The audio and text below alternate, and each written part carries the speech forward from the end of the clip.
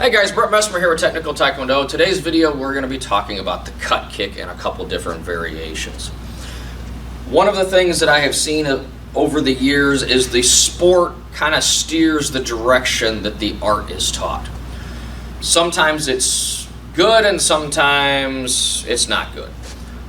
One of the things that I've noticed over the last 30 years is nobody uses front kick anymore. When you go into the four eras of the sport of Taekwondo, the very first era, they fought primarily with front kick. And then in the late 70s, they intentionally changed how the sport was done. There was too many injuries with front kick.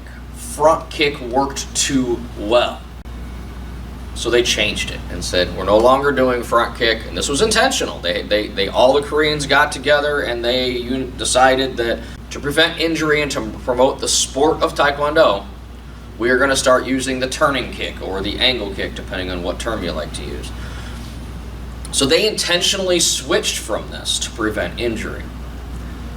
So that's one way that the sport has driven the way the art is taught. Nowadays, very few people teach proper front kick. In self-defense, front kick should be one of your primary tools. We teach it at white belt. It's a very effective technique. It's just not used in competition. Same thing you're seeing with the Leadleg Sidekicks. Now they're called cut kicks. They're not quite the same technique. A Leadleg Sidekick is a power kick, where a cut kick is used for control and to score points. There's a third variation that we call a Japanese sidekick. That's another variation, a different way of throwing it. So I'm going to go ahead and go through all three of those variations in this video. So let's just go ahead and get into it. So the first variation, Leadleg Sidekick. This is not a Leadleg Sidekick tutorial. This is a comparison on the three different sidekicks. So if you want to learn more about that, just go check out that video that I have. Leadleg Sidekick, I'm driving that knee up. Soon as that comes up, my weight comes off the heel, I pivot that base foot.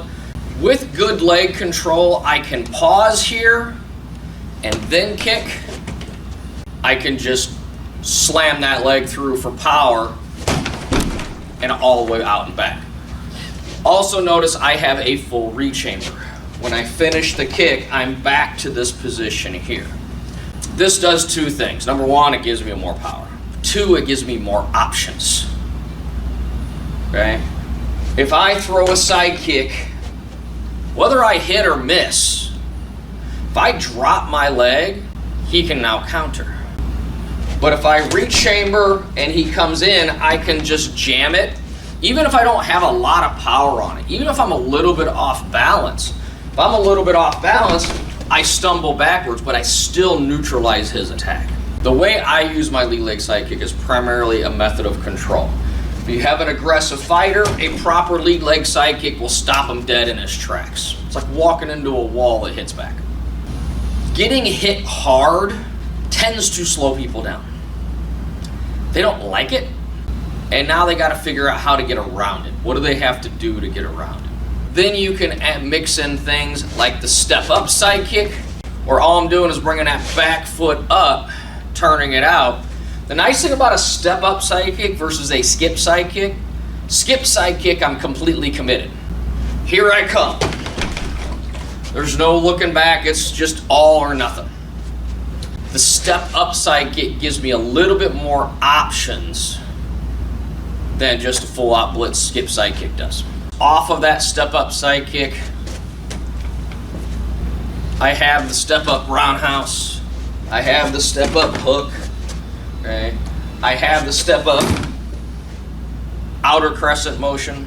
But I have a bunch of different options that I can do off of that back leg stepping up. So comparing the sidekick to the cut kick, the way that you are seeing the cut kick taught, it does not come up like a traditional sidekick and driving in with the heel. The way the cut kick is being taught is it lifts more to the side. So I'm using the outside of my leg muscles to pull the leg out versus using the quadricep to drive it up and then roll it through. Is executing it this way faster? Probably, but it is not stronger. To be a true fighter, you need to have both of these developed. You need to know when to throw a cut kick for the sport, and you need to have a lead leg sidekick developed in case you need to hurt somebody. So when you execute the cut kick, the chamber is coming lifting to the side, almost like I'm pulling my hip up. As you lift the knee, you're using your outer hip flexor muscles, and I'm pointing my knee almost toward my opponent's shoulder. From here, I'm pushing the quad out as I extend my foot, almost like a turning kick. So it's a combination of pushing and bringing my knee straight to intercept with that heel on target. Whether you're fully pivoted or not really just depends on the range. This is a kick meant for speed, not necessarily for power, but it's more meant for control. So when you see the cut kick coming, if they're lifting the knee up this way, I can lift my foot up underneath and lift their leg, cancel their cut kick. Once they drop it for balance, I can follow up with my own sidekick or whatever I feel like throwing. But the reason the cancel works is because they're not throwing a proper sidekick. If they were throwing a true sidekick, you're not canceling it. The cut kick can be thrown in the same way that lead leg sidekick is. I can step up and do a cut kick. I can skip and do a cut kick. I can just stand here and throw the cut kick. Another version of the cut kick is a lunge instead of a skip. Is when I pick up that lead foot and I drag the back foot. If I'm doing a side kick, I'll turn that back foot when I'm coming through. Which first you have to understand how to do the lunge. So I pick it up, kind of like I'm throwing my leg forward, pushing off the side of my back foot, and then bringing my foot underneath my hip. A little bit different angle. One, push and drag that foot underneath me so that my foot goes under my hip. If you don't drag that foot under your hip, you don't have very good balance at all. So if I go one, I can't really kick from this position. I need to get that foot, think almost a back stance or horse stance. Either way, my foot is under my hip. Okay? So when I'm doing the cut kick as a lunge, it's the same thing, except for I pick this leg up and I drag the back leg.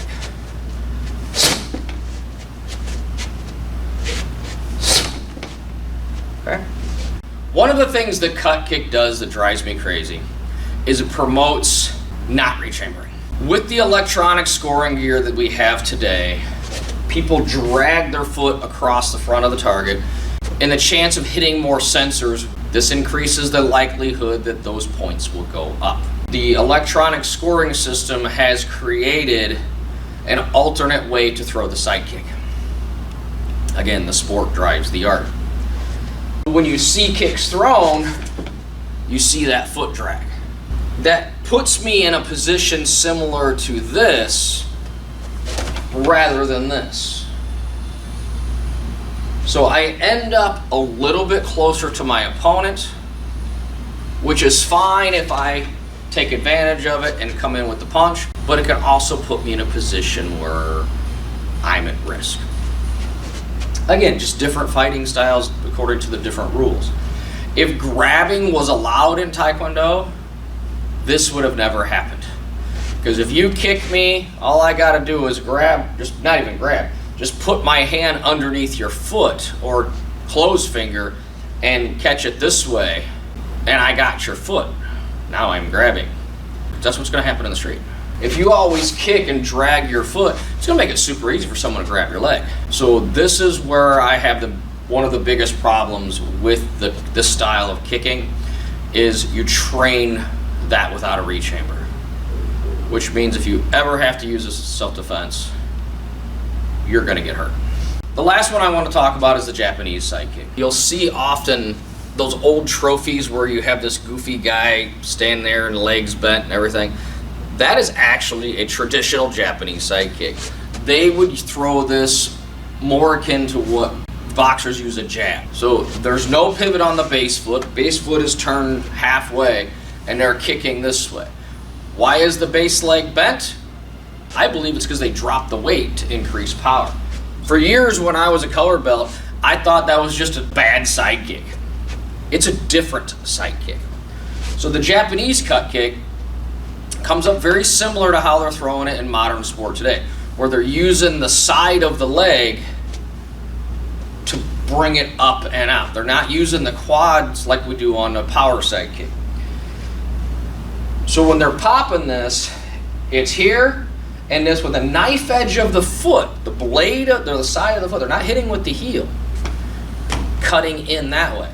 And at the same time, they're buckling that base hip, and it does add power to it. My leg is standing straight up versus that buckle at the instant of impact. It does hit a little bit harder. And you're also seeing that lead leg back fist in there. And that's basically, I would assume it's either a fake or a follow-up. This could still be an effective technique used in point sparring. So if you're a point style fighter, learn this Japanese sidekick. I can use it the same way. I can step up and pop. I can skip and pop. Those are the three major variations of sidekick that I have seen over the years. If you guys like this video, please hit the like and subscribe. And until next time, God bless and keep on kicking. If you guys like what we're doing, I want to invite you to a seminar that Grandmaster Grove is doing. It is a weekend seminar, Saturday and all day Sunday at our Portage, Indiana location, just south of Chicago. It's $250 a person. This includes all your meals, and we're going to be camping out, sleeping at the gym. A lot of intense training is going to be covered. This is where we're going to be talking about proper bone alignment, proper kicking, blocking, striking. If you like what I am teaching you, this is the gentleman that I got it from. You can register online at risingstartaekwondo.com. I'll set a link below. Thanks for you guys for watching, and until next time, God bless and keep on kicking.